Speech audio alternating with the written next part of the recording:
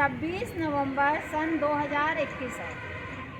आज ही के दिन सन 1949 में, यानी 26 नवंबर सन 1949 में भारत का संविधान निर्मित होकर अंगीकृत हुआ था। और उसी उपलक्ष्य में जब 26 जनवरी सन 1950 में हमारा संविधान लागू हुआ हमारे देश में, भारत देश में, तो उस दिन को हम गणतंत्र दिवस के रूप में मनाते हैं, प्रतिवर्ष मनाते हैं ना। और जी हाँ, वही आज के दिन। अब संविधान है क्या? संविधान मुख्य रूप से मौलिक कानून है। किसी भी घर को, किसी भी विद्यालय को, किसी भी फैक्ट्री को, कहीं को भी व्यवस्थित रूप से, सुचारू रूप से चलाने के लिए कुछ नियम कायदे बनाए जाते हैं। तो इतना बड़ा देश है, इस देश को भी संभालने के लिए, इनके नागरिकों की व्यवस्था बनाए रखने के लिए जो कानून निर्मित किए गए, उन्हीं कानूनों के संग्रह को हम संविधान कहते हैं। ठीक है। और भारत का संविधान जो है ये बहुत ही विस्तृत, सबसे विस्तृत लिखित संविधान है। कई देशों में अभी भी अलिखित यानी मौखिक संविधान है, लेकिन भारत का लिखित संविधान है। और इसमें जब ये निर्माण हुआ था संविधान का, उस समय इसमें 395 अनुच्छेद और 8 अनुसूची थी। लेकिन वर्तमान में इसके अनुच्छेद बढ़ गए हैं। अब 465 अनुच्छेद हो गए हैं, 12 अनुसूचियां हो गई हैं, जो कि 25 भागों में विभाजित है। ठीक है। अब जब भारत के संविधान, जब हमारा देश स्वतंत्र हुआ था ना 15 अगस्त सन 1947 के बाद, तो फिर ये हुआ कि हमारे देश के भाई व्यवस्था बनाई जाए, तो उसके लिए संविधान लागू किया गया। तो विश्व के कई देशों से इस संविधान निर्माण के लिए जो समिति बनी थी, उन विद्वानों ने अलग अलग देशों में, जो देश स्वतंत्र थे और जहाँ पर संविधान लागू थे, वहाँ के संविधानों का अध्ययन किया और कई देशों की मुख्य चीज़ें जो हमारे देश में लागू हो सकती थी, उनको अपने संविधान में ले लिया। जैसे कि ब्रिटेन का जो संविधान था, वहाँ से हमारे राष्ट्रपति का पद, प्रधानमंत्री का पद और पूरी कैबिनेट प्रणाली, जब प्रधानमंत्री का चुनाव होता है उसके बाद कई मंत्री भी होते हैं ना कैबिनेट में, अलग अलग मंत्री, शिक्षा मंत्री हैं, खाद्य मंत्री हैं, सिंचाई मंत्री हैं, विदेश मंत्री हैं, रेल मंत्री हैं। तो इन सब कैबिनेट, इसको कैबिनेट कहते हैं। ठीक है ना। तो इनका निर्माण हुआ। और 2 सदन हैं, लोकसभा और राज्यसभा। तो और लोकसभा को संभालने के लिए उनका एक अध्यक्ष बनाया गया। ये सारी चीज़ें ली गई ब्रिटेन के संविधान से। इसके बाद अमेरिका का संविधान का अध्ययन किया गया। वहाँ से अमेरिका का संविधान लिखित संविधान पहले से ही था, तो अपने देश का भी संविधान लिखित संविधान बनाया गया। और हमारे जो तीनों सेनाएं हैं, ठीक है ना, थल सेना, जल सेना और वायु सेना, इनका जो सर्वोच्च सेनापति होता है वो होता है राष्ट्रपति। ये अमेरिका के संविधान में था। ये बात अपने संविधान में ले ली गई, भारत के संविधान में। और राज्यसभा का अध्यक्ष कौन होता है? उपराष्ट्रपति, पदेन। ठीक है। तो ये लिया गया। फिर हमारे देश के नागरिकों के कुछ मौलिक अधिकार हैं। और सुप्रीम कोर्ट, सबसे बड़ा न्यायालय है दिल्ली में, सुप्रीम कोर्ट। ठीक है। और राज्य, हमारा देश कई राज्यों में बटा हुआ है ना, जैसे हमारे राज्य का नाम उत्तर प्रदेश है। इस तरह से राज्यों में विभाजित किया गया, जिससे कानून व्यवस्था, हर कायदा कानून अच्छे से पालन हो सके। तो ये सारी चीज़ें ली गई अमेरिका के संविधान से। इसके बाद यूएसएसआर से क्या लिया गया?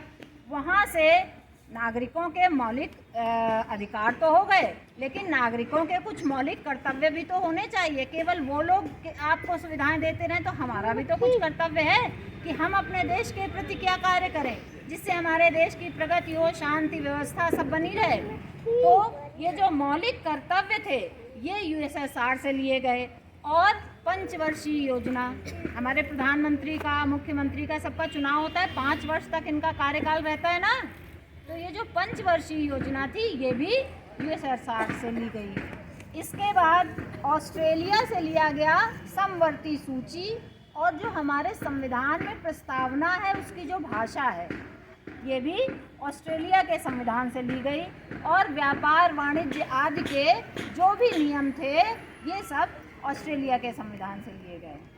इसके बाद जापान देश के संविधान से जो सुप्रीम कोर्ट दिल्ली में है वो जिस आधार पर कार्य करता है उन कानूनों को हमें जापान के संविधान से लिया गया। इसके बाद जर्मनी से आपातकाल यानी कोई बहुत बड़ी देश पर विपदा आ जाए तो जो व्यवस्थाएं हैं उनमें थोड़े बदलाव करने पड़ते हैं, ठीक है ना। तो आपातकालीन समय में जो हमारे मौलिक अधिकार हैं उनमें कुछ कम कुछ ज़्यादा कुछ प्रतिबंध लग सकते हैं। इस व्यवस्था को जर्मनी के संविधान से लिया गया। इसके बाद कनाडा से क्या लिया गया, जो केंद्र है, केंद्र कहाँ है हमारा, दिल्ली में, केंद्र सरकार दिल्ली में है और केंद्र बटा हुआ है राज्य सरकारों में। तो जो सशक्त केंद्र को तो बहुत मजबूत, जैसे घर का मुखिया है, यहाँ विद्यालय के प्रधानाध्यापक हैं, किसी भी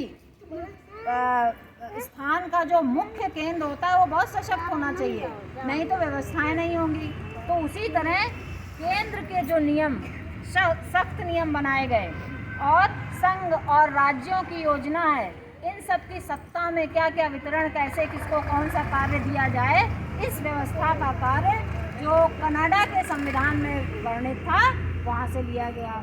इसके बाद आयरलैंड एक देश है, आयरलैंड से राज्य के नीति निदेशक का सिद्धांतों को लिया गया और ये अवधारणा ली, जबकि आयरलैंड ने भी ये नीति निर्देशक सिद्धांतों की अवधारणा स्पेन से ली थी, ठीक है ना, और ये हमने लिया वहाँ से। फिर राष्ट्रपति का निर्वाचन, जैसे प्रधानमंत्री का निर्वाचन होता है तो वोट डाले जाते हैं ना, वोट डाले जाते हैं, फिर कौन जीतता है, कौन पार्टी जीतती है, प्रधानमंत्री, लेकिन राष्ट्रपति के लिए वोट नहीं पड़ते हैं, उनकी व्यवस्था दूसरी है चुनाव की। और राज्यसभा के सदस्यों की भी, लोकसभा के सदस्य तो सामान्य वोट डालने से होता है, हम सब लोग जाते हैं, मतलब 18 वर्ष से ऊपर के लोग, लेकिन राष्ट्रपति और राज्यसभा के जो सदस्य हैं उनका चुनाव जिस पद्धति से होता है वो लिया गया आयरलैंड से। इस तरह से लगभग मुख्यतः 8 देशों के संविधानों का अध्ययन करके वहाँ की जो अच्छाइयाँ थीं वो अपने संविधान में लागू कर ली गई। अच्छा, अब अपना संविधान बन के तैयार हो गया तो अपने संविधान की कुछ विशेषताएं भी होंगी, है ना। तो पहली विशेषता इसकी है कठोरता और लचीलापन, दोनों अलग अलग चीज़ें हो गई। कठोर भी है, यानी कि साधारण रूप से जो नियम कानून बनाए गए ऐसे ही नहीं चेंज हो जाएंगे, लेकिन कोई बहुत ही विषम परिस्थिति आए तो हम उसमें सुधार भी कर सकते हैं, ठीक है ना।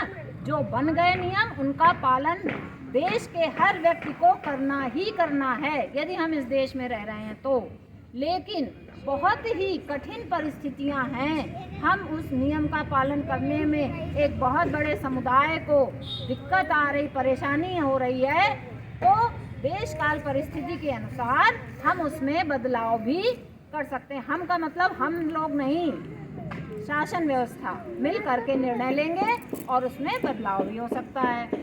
इसके बाद है हमारा जो संविधान है, धर्मनिरपेक्ष राज्य है हमारा देश, ठीक है ना। क्यों धर्मनिरपेक्ष का क्या मतलब हुआ, यहाँ पर सभी धर्मों का आदर किया जाता है, हर धर्म के व्यक्ति का, हर धर्म की मान्यताओं का और हर धर्म के रीति रिवाज का समान रूप से आदर किया जाता है, किसी में भेदभाव नहीं किया जाता है। फिर इसके बाद है हमारी सरकार का जो संसदीय रूप है, ये 2 सदनों में विभाजित है, ठीक है ना, लोकसभा और राज्यसभा। और इस पूरी सरकार का जो मुखिया है वो कौन है, प्रधानमंत्री। कौन होता है, हाँ, प्रधानमंत्री होते हैं। और हमारे यहाँ एकल नागरिकता है। एकल नागरिकता का क्या मतलब है कि हम भारत में किसी भी राज्य में रह रहे हैं तो हम भारत के नागरिक कहलाएंगे। ये नहीं कि हम उत्तर प्रदेश में रह रहे हैं तो हम मध्य प्रदेश में नहीं जा सकते, आंध्र प्रदेश में नहीं जा सकते। हम भारत के किसी कोने में ये याद रखना है, भारत की सीमा के अंदर ही कहीं पर भी जा भी सकते हैं, आ भी सकते हैं, निवास भी कर सकते हैं। इसका हमें पूर्ण अधिकार है।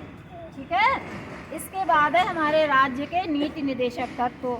तो ये अनुच्छेद 36 से लेकर के अनुच्छेद 50 तक जो नीति निर्देशक तत्व हैं उनको दिया गया है। फिर इसके बाद मौलिक कर्तव्य, 10 कर्तव्य हैं मौलिक। ठीक है, जिनको 42वें संविधान संशोधन में हमने कहा था ना, लचीलापन भी है कठोरता के साथ साथ। तो जब आवश्यकता पड़ी तो बदलाव किया गया, संविधान में संशोधन किया गया। तो 42वें संविधान संशोधन में 1976 में जो बनाए गए, शामिल किए गए, ये हमारे 10 मौलिक कर्तव्य भी हैं। इसके बाद आता है सार्वभौम वयस्क मताधिकार। मताधिकार मतलब वोट देने का अधिकार। हमारे देश के प्रत्येक नागरिक को, पुरुष हो महिला हो, सभी को 18 वर्ष से ऊपर के प्रत्येक व्यक्ति को, वो बीमार हो, अस्वस्थ हो, स्वस्थ हो, चाहे जैसा हो, उसे वोट देने का अधिकार है। ठीक है। और फिर इसके बाद हमारे आपातकाल के प्रावधान, कि आपातकाल आ गया तो बदलाव सरकार के द्वारा जो होंगे वो हमें यानी नागरिकों को मानने होंगे। ये हमारे संविधान के बारे में थोड़ा सा जानकारी थी। आप लोगों को कैसी लगी?